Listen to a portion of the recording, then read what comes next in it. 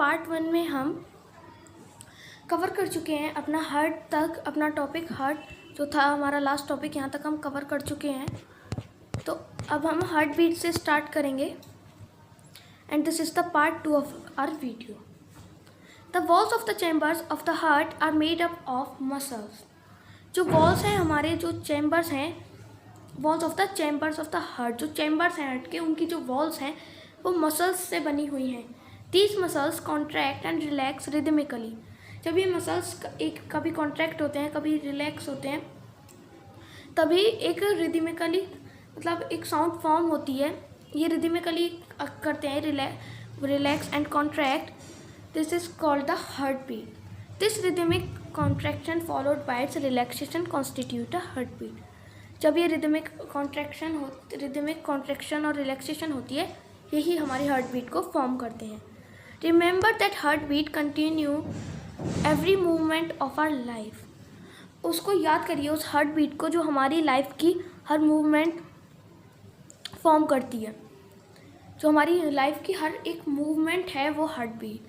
If you place your hand on the left side of your chest, जब आप अपने हाथ को अपने लेफ्ट साइड में रखेंगे चेस्ट के, you can feel your heart beat. आप अपनी हार्ट बीट को फील करें। The doctor feels your heart beat with the help of an instrument called a stethoscope. जो डॉक्टर होते हैं वो हमारी हार्ट बीट को स्टेथोस्कोप के थ्रू, एक ये इंस्ट्रूमेंट है, इसके थ्रू फील करते हैं, हमें पता ही है। A doctor uses a stethoscope as a device to amplify the sound of the heart. जो डॉक्टर हैं स्टेथोस्कोप को एज ए डिवाइस यूज़ करते हैं जो कि हार्ट बीट की साउंड को एम्पलीफाई करता है। It consist of chest piece that carries a sensitive diaphragm. It consist of a chest piece. ये किसको कंसिस्ट करता है? जो ये हमारा स्टेथोस्कोप है, ये चेस्ट पीस को कंटेन करता है। That carries a sensitive diaphragm, जो सेंसिटिव डायफ्राम को कैरी करता है। 2 year pieces and A tube joining the parts. जो 2 ईयर पीसेस होते हैं जो डॉक्टर कान में लगाते हैं, और एक ट्यूब होता है जिससे हम चेस्ट पे रखते हैं, जो कि चेस्ट पीस है, ये इसमें होते हैं। Doctors can get clues about the condition of your heart. Doctor इसके थ्रू हमारे हार्ट की कंडीशन पता करते हैं बाय लिसनिंग थ्रू स्टेथोस्कोप के। Construct a model of stethoscope with the materials that are available around us. अब यहाँ पर ये बताएंगे कि एक मतलब हम कंस्ट्रक्ट करेंगे स्टेथोस्कोप का एक मॉडल, जो हमारे मटेरियल्स हैं हमारे घर पर ही जो हमारे अवेलेबल होंगे।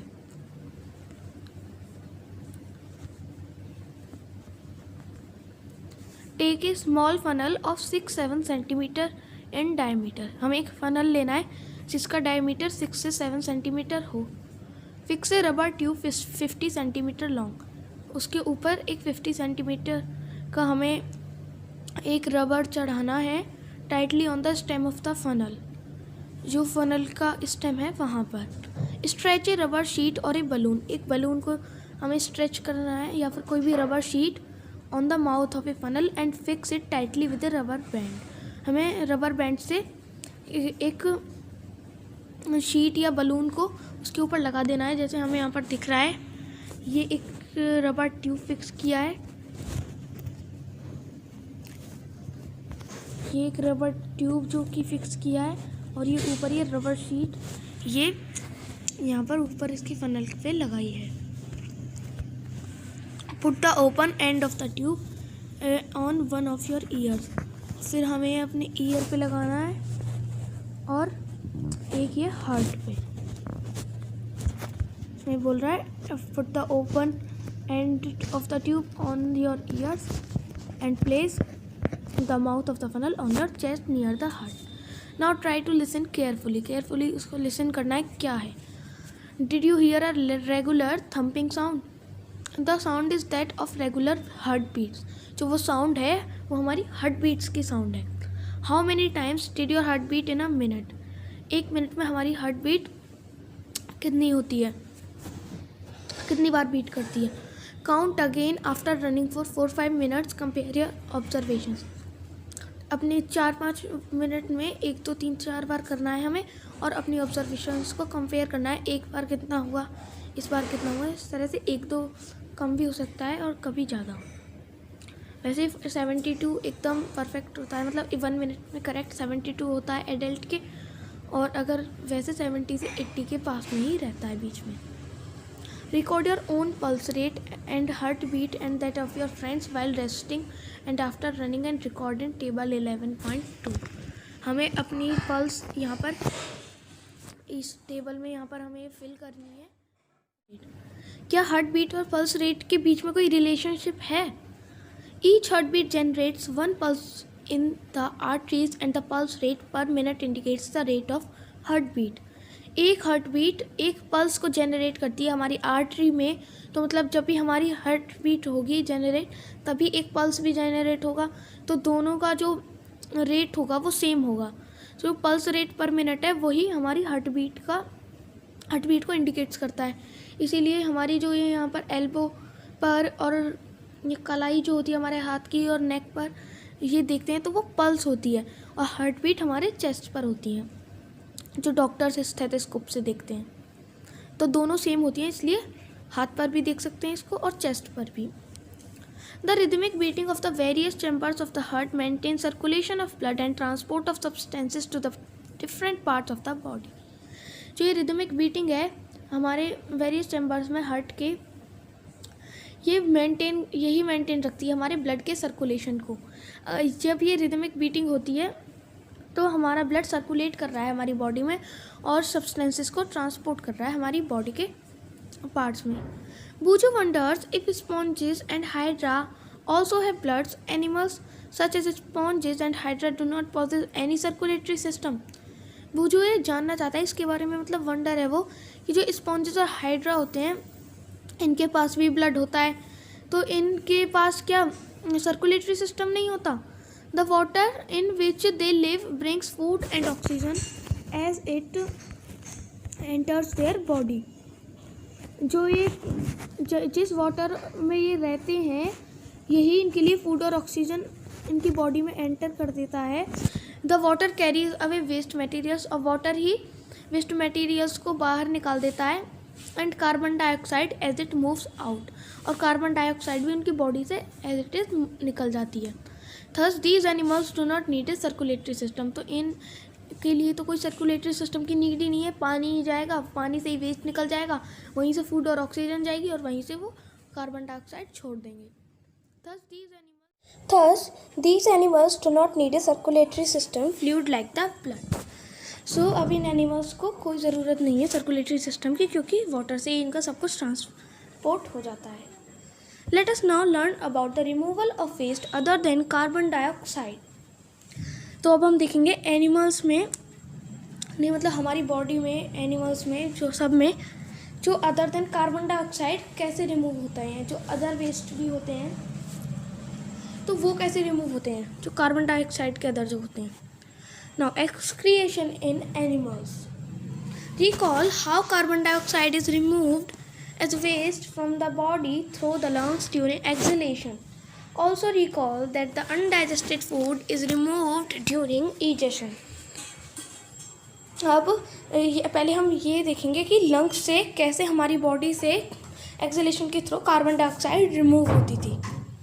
इसको रिकॉल करें, क्योंकि पहले जो लंग्स में हमारी ऑक्सीजन आती थी, ऑक्सीजन से वो ऑक्सीजनेटेड ब्लड में ट्रांसफ़र होकर वो हार्ट में जाती थी, हार्ट से वो ऑक्सीजनेटेड ब्लड पूरे हमारे पार्ट्स में जाता था, फिर वो बॉडी पार्ट्स उसको यूज़ करके कार्बन डाइऑक्साइड ब्लड को वापस हार्ट में भेजते थे, फिर वो कार्बन डाइऑक्साइड जो ब्लड होता था वो फिर लंग्स में जाता था, और लंग्स के थ्रू फिर वो एक्सहेलेशन के थ्रू कार्बन डाइऑक्साइड निकल जाती थी।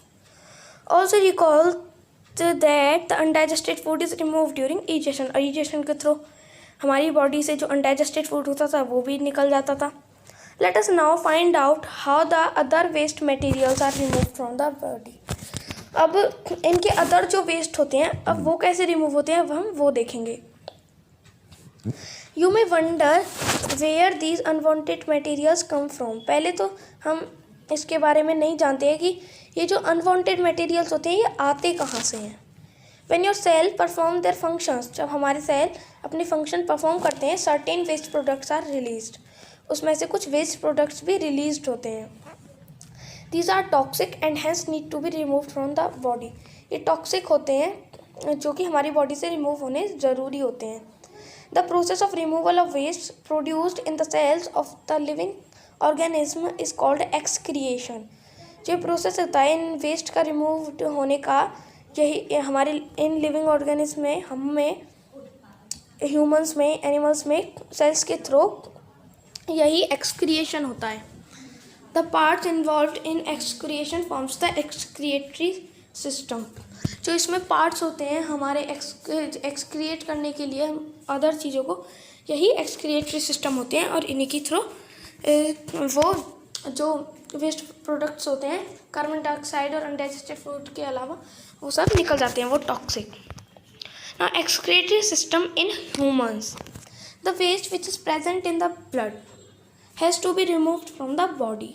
जो वेस्ट होता है हमारे ब्लड में प्रेजेंट होता है, वो भी रिमूव होना ज़रूरी है. How can this be done? ये कैसे होगा?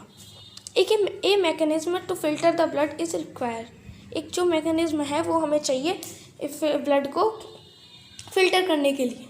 This is done by the blood capillaries in the kidneys. ये किडनी के थ्रू होता है. हमारे ह्यूमन बॉडी में 2 किडनीज होती हैं, उसके थ्रू ब्लड फिल्टर होता है.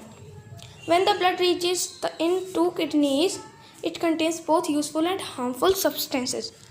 जब ब्लड जाता है हमारे अपना काम करने के बाद किडनी में, तो उसके पास वेस्ट मटेरियल्स भी होते हैं जो कि हार्मफुल और एकदम प्योर सब्सटेंस भी होते हैं, यूज़फुल भी और हार्मफुल भी. The useful substances are absorbed back into the blood. जो यूज़फुल होते हैं वो वापस एब्जॉर्ब कर देती है किडनी हमारे ब्लड में, और जो वेस्ट होते हैं dissolved in water and remove as urine. और जो वेस्ट होते हैं वो यूरिन के थ्रू हमारी बॉडी से निकल जाते हैं.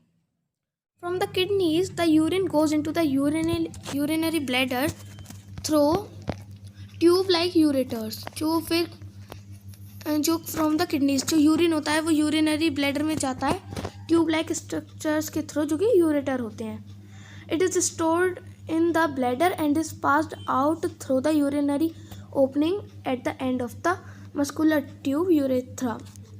और वो स्टोर हो जाता है यूरिनरी ब्लैडर में, और जब वो फिर यूरिनरी की एक ओपनिंग होती है उसके एंड में, मस्कुलर ट्यूब की ओपनिंग, ये यहाँ पर, ये यूरिनरी ओपनिंग, ये यूरेथ्रा, इसके थ्रू वो वेस्ट निकल जाता है. अब देखते हैं हम क्या क्या है इसमें. तो ये वेट यहाँ से ब्लड आता है और वो वेस्ट किडनी में फ़िल्टर होता है और बैक ब्लड में चला जाता है जो जाना होता है, और जो वेस्ट होता है वो नीचे आ जाता है इधर. और यहाँ से ये यूरिन होता है, यहाँ से यूरिन आ जाता है यूरिनरी ब्लैडर में, और जो ये पाइप्स हैं 2, ये यूरेटर्स हैं, और ये यूरिनरी ब्लैडर है हमारा, और यहाँ से जो ये मस्कुलर ओपनिंग है ये यूरेथ्रा है, जहाँ से फिर यूरिन निकल जाता है. The kidneys ureters bladder and urethra from the excretory system. Excretory system को क्या क्या फॉर्म करते हैं? Kidneys, ureters, urinary bladder and urethra from the excretory system. An adult human being normally passes about 1 to 1 litre of urine. 1 से या फिर 1.8 litre के करीब यूरिन पासेस कर देते हैं एक अडल्ट एक दिन में, 24 आवर्स में.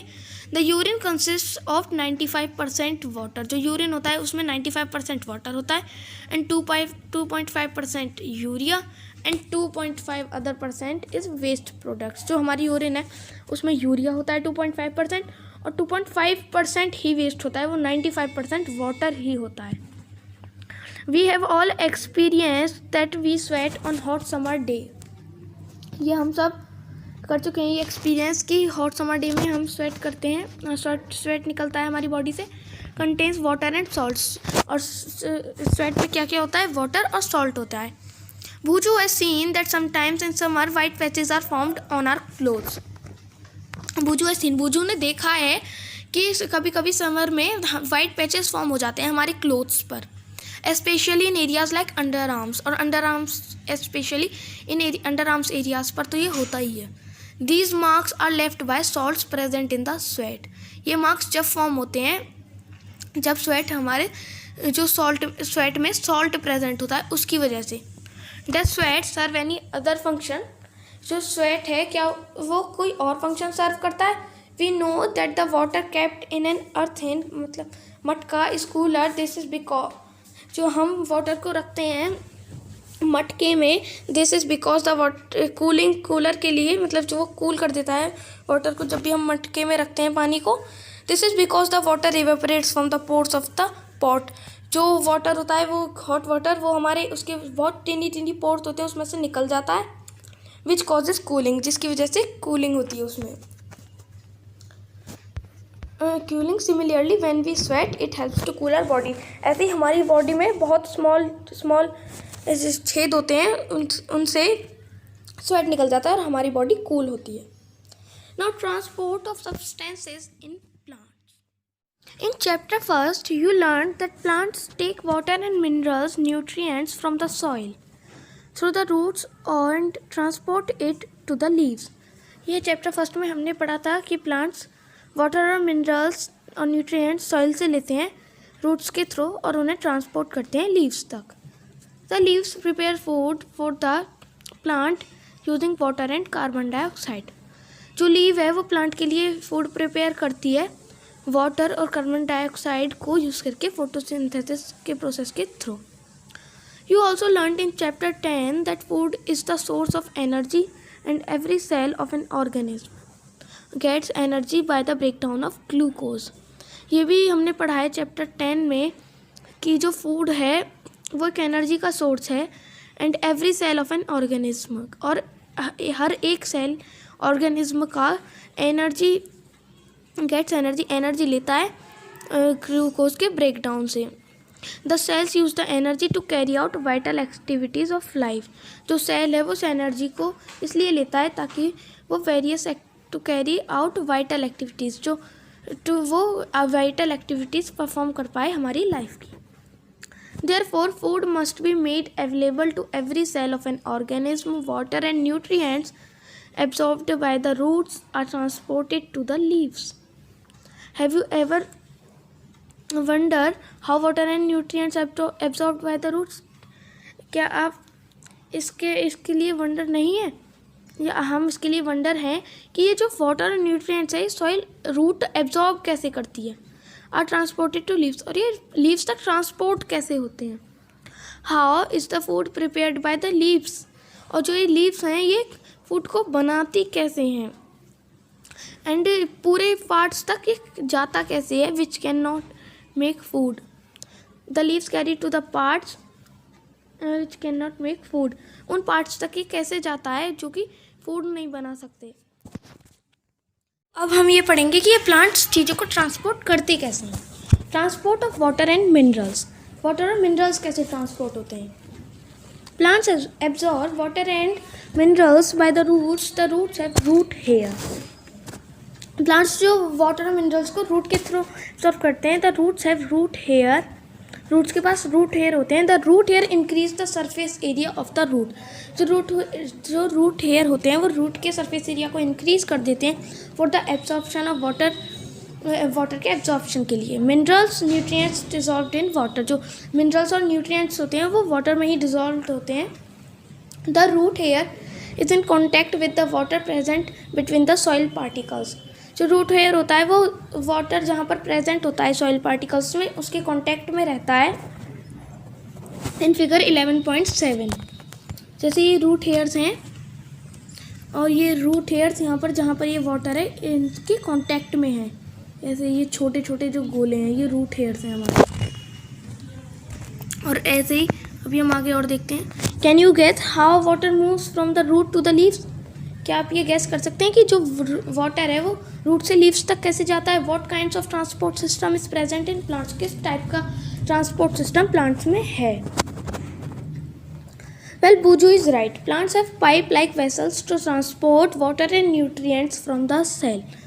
वो जो सही था, प्लांट्स के पास एक पाइप लाइक वेसल्स होती हैं जो कि वाटर को ट्रांसपोर्ट करती हैं न्यूट्रिएंट्स को, वाटर और न्यूट्रिएंट्स को सॉइल तक। तो ये पाइप यहाँ पर ये पाइप लाइन है, पाइप लाइक वेसल्स, ये यहाँ से जाएगा और ऐसे ऐसे वापस आएगा, यही है।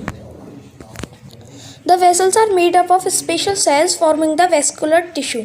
जो वेसल्स हैं वो स्पेशल सेल्स की बनी हुई हैं, वो वेस्कुलर टिश्यू से। A tissue is a group of cells that perform specialised function in an organism.